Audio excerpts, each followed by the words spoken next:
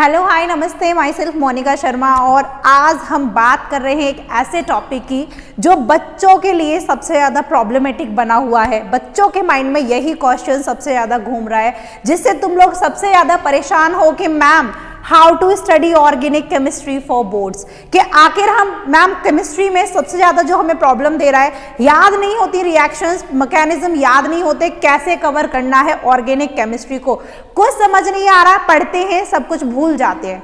भाई ये प्रॉब्लम सिर्फ तुम्हारे एक बच्चे के साथ में नहीं है, ये सभी बच्चों के साथ होता है। क्योंकि जब भी तुम ऑर्गेनिक केमिस्ट्री पढ़ने जाते हो तो वहां पर इतनी सारी रिएक्शंस हैं, इतने सारे मैकेनिज्म हैं और वहां पर इतनी सारी नेमिंग रिएक्शंस है कि कैसे याद रखें, क्या करें, बच्चों को बहुत ही कंफ्यूजन होता है। तो आज हम ओनली 5 to 7 टिप्स के थ्रू हम समझेंगे कि आखिर कैसे ऑर्गेनिक केमिस्ट्री को तुम बहुत अच्छे से याद रख सकते हो। देखो, अगर मैं ऑर्गेनिक केमिस्ट्री की बात करूं तो तुम्हारी प्रॉब्लम्स कहां आती हैं कि मैम रिएक्शंस हम लोगों को याद नहीं होती, कि रिएक्शंस में कहीं ना कहीं प्रॉब्लम आती है कि रिएक्शन लिखते ही रटनी पड़ती है, समझ नहीं आता कि एग्जैक्टली हो क्या रहा है।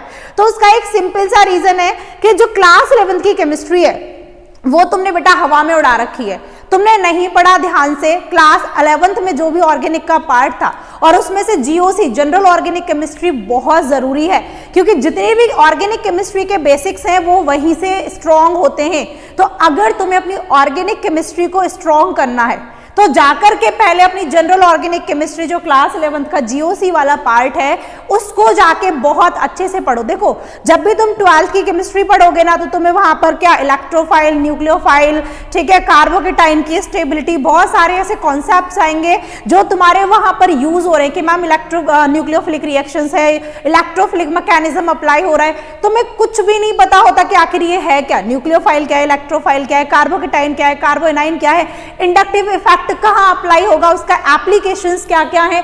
और वही जब तुम्हें नहीं पता है तो तुम कैसे अपने 12th के पार्ट को स्ट्रॉन्ग कर पाओगे। इसीलिए बहुत जरूरी है कि अगर तुम्हें ऑर्गेनिक केमिस्ट्री पर कमांड करनी है तो भाई 2, 3, 4 घंटे एटलीस्ट लगाओ। भले ही 3 से 4 घंटे तुम्हें दिन में देने पड़े, लेकिन एटलीस्ट तुम्हें कमांड तो होगी पूरी ऑर्गेनिक पर। तो इसीलिए जाकर के पहला काम जो तुम्हें करना है, फर्स्ट पॉइंट, कि जाकर के यहाँ पर क्लास 11th की जीओसी को जाके समझो, उसको कंप्लीट करो। उसमें जो जो मैकेनिज्म है कि इलेक्ट्रोफाइल क्या होता है, इलेक्ट्रोफाइल क्या है, न्यूक्लियोफाइल क्या है, कार्बोकेटाइन क्या है।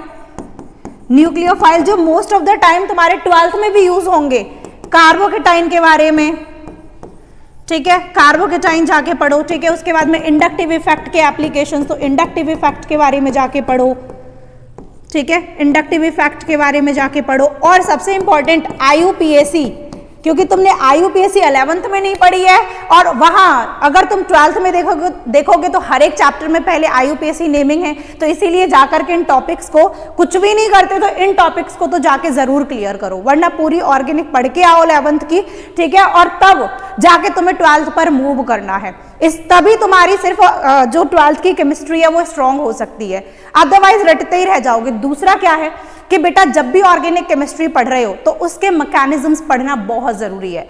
ठीक है, जो भी रिएक्शंस तुमने पढ़ी हैं उनके मैकेनिज्म को समझो कि मैकेनिज्म में हो क्या रहा है। तो दूसरा पॉइंट जो तुम्हें कवर करना है वो क्या है कि मैकेनिज्म कंप्लीट करना है। ठीक है, कि कोई रिएक्शंस है, जैसे तुम्हारी केमिस्ट्री में दे रखा है, 12th में जाओगे हेलोएल्कीन्स, हेलोरीन्स, तो सब्स्टिट्यूशन, न्यूक्लियोफिलिक रिएक्शंस है, वहां पर उनका मैकेनिज्म गिवन है, पहले उसको समझो, तभी तो तुम आगे के उसके क्वेश्चंस लगा पाओगे। तो जो दूसरा पॉइंट तुम्हें अपना स्ट्रॉन्ग करना है कि मैकेनिज्म्स को समझना है, रटना नहीं है, समझना है कि कहां से क्या बॉन्ड शिफ्ट हो रहा है, क्या इलेक्ट्रॉन जा रहा है, कहां पर कौन सा अटैक हो रहा है, सारी चीजों को बहुत अच्छे से समझना है। तीसरा जो पॉइंट है वो है बेटा रेजेंट्स, लर्न ऑल रेजेंट्स।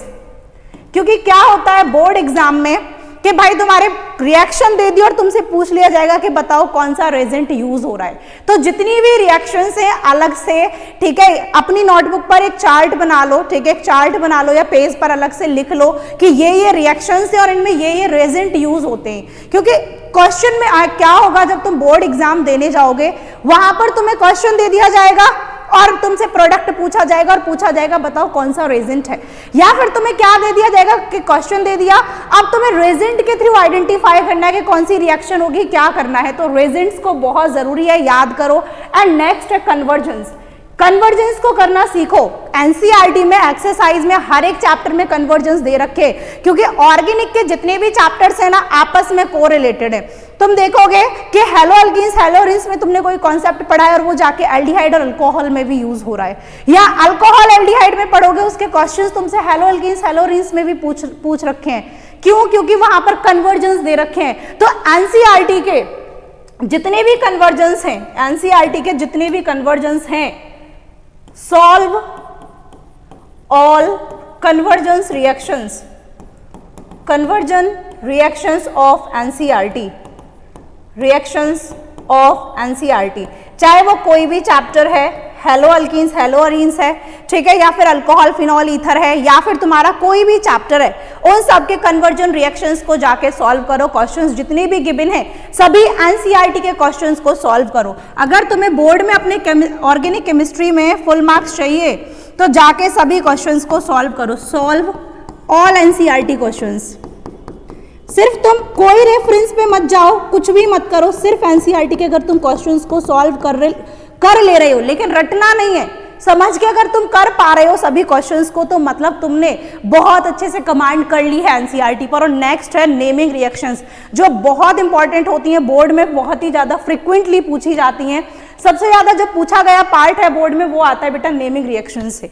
किससे आता है? नेमिंग रिएक्शन से। जैसे तुम एल्डिहाइड कीटोन्स वाले चैप्टर में जाओगे तो स्टीफन्स रिडक्शन है, रोजेनमैन रिएक्शन है, इटार्ड रिएक्शन है, गैटरमैन कोच रिएक्शन है। अमीन्स में जाओगे तो गैटरमैन रिएक्शन है, सैंडमेयर रिएक्शन है, और अगर अल्कोहल में जाओगे तो रीमर-टिमान रिएक्शन है। ये जितनी भी नेमिंग रिएक्शंस हैं, अगर तुम चाहोगे तो अलग से तुम्हें केमिस्ट्री में मिल जाएगा, अलग से नेमिंग रिएक्शंस का एक पूरा वीडियो बना के दे देंगे सभी चैप्टर्स की, ठीक है, वहां से जाके पढ़ लेना। लेकिन नेमिंग रिएक्शंस को अलग से याद करो। Learn all naming reactions. जितनी भी नेमिंग रिएक्शंस हैं उनको तुम्हें याद करना ही पड़ेगा, क्योंकि बहुत ज्यादा क्वेश्चंस पूछे जाते हैं, बहुत ही इंपॉर्टेंट है। इस पर तो तुम स्टार लगा लो अलग से कि भाई ये बोर्ड में पक्का तुम्हें यहां से 5 से 6 क्वेश्चन तुम्हें नेमिंग रिएक्शन से मिल जाएंगे, केमिस्ट्री में डेफिनेटली मिल जाएंगे। थोड़ा बहुत घुमा के पूछेंगे लेकिन क्वेश्चंस यहीं से मिल जाएंगे। And next and last point, जो तुम्हारा लास्ट पॉइंट है, फर्स्ट पॉइंट तुम्हारा क्लास 11th का ये जीओसी कंप्लीट करो, सेकंड मैकेनिज्म, थर्ड क्या है रेजेंट्स को याद करो, फोर्थ क्या है कन्वर्जेंस करके देखो, और फिफ्थ के बाद जो 6th पॉइंट है, सिर्फ 6 पॉइंट्स में तुम अपनी पूरी केमिस्ट्री को कमांड कर सकते हो, वो है तुम्हारा प्रैक्टिस मेनी टाइम्स। एक बार पढ़ने से ऑर्गेनिक केमिस्ट्री नहीं आती, 2 बार पढ़ने से पूरी तुम्हें केमिस्ट्री याद नहीं होगी। ऑर्गेनिक केमिस्ट्री का मतलब होता है प्रैक्टिस, चीजों को लिख लिख के देखो, यानी जितनी भी रिएक्शन है तुम्हारे हाथ से कम 5 से 6 बार लिखी जानी चाहिए हर एक रिएक्शन, तभी तुम्हारे माइंड में, तुम्हारे ब्लड में, जैसे कहते हैं ना कोई भी चीज खून में उतार लेना, तभी जाके वो उतरेगी। बिना प्रैक्टिस के तुम्हें नहीं आएगा। प्रैक्टिस नहीं करोगे तो कन्वर्जेंस तुम बिल्कुल नहीं कर पाओगे, और कन्वर्जेंस के ऊपर बहुत ज्यादा क्वेश्चंस पूछे जाते हैं। इसीलिए सबसे हाईलाइटेड पॉइंट है प्रैक्टिस मैनी टाइम्स।